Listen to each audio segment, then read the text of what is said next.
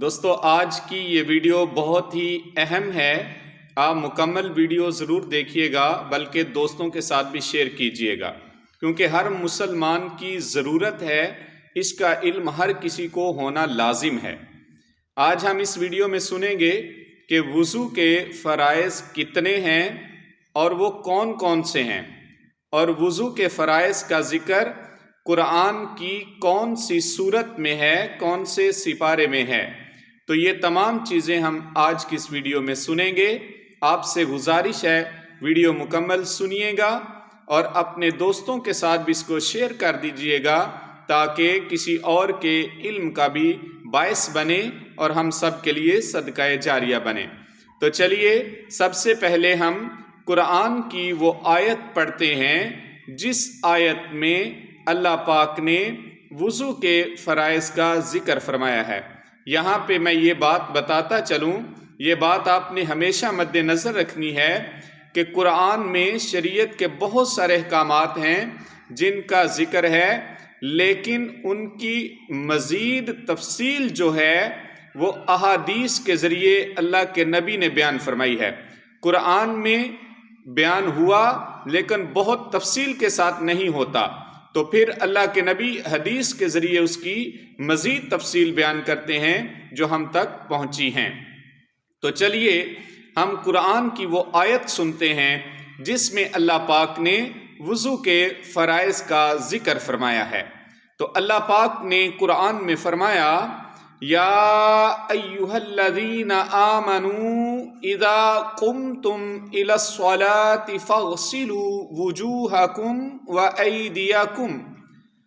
وأيديكم إلى المرافق وامسحوا برؤوسكم وأرجلكم إلى الكعبين۔ اللہ پاک نے فرمایا، اے ایمان والو، جب تم نماز پڑھنے کا ارادہ کرو تو اپنے منہ اور کہنیوں تک ہاتھوں کو دو اور سروں کا مسح کرو اور ٹخنوں تک اپنے پاؤں دھو لو۔ تو یہ قرآن کی آیت سورۃ المائدہ میں ہے، جو کہ پارہ نمبر 6 میں، اور یہ آیت نمبر بھی سورۃ المائدہ کی 6 ہی ہے۔ تو اس میں اللہ پاک نے وضو کے فرائض کا ذکر فرمایا ہے۔ تو قرآن کی اس آیت میں وضو کے جو فرائض بیان کیے گئے ہیں وہ کون کون سے ہیں؟ اللہ نے فرمایا، جب نماز کا ارادہ کرو تو فاغسلوا وجوہکم، اپنے منہوں کو دھو لو، اپنے چہروں کو دھو لو، نمبر 1۔ اور فرمایا وَأَيْدِيَكُمْ إِلَى الْمَرَافِقِ، اور اپنے ہاتھوں کو دھو لو کونیوں سمیت، وَامْسَحُوا بِرُؤُوسِكُمْ، اور تم اپنے سروں کا مسح کرو، وَأَرْجُلَكُمْ إِلَى الْكَعْبَيْنِ، اور تم اپنے پاؤں دھو لو ٹخنوں تک۔ تو اس اعتبار سے قرآن کی روح سے وضو کے 4 فرض ہیں۔ وضو کے 4 فرض ہیں۔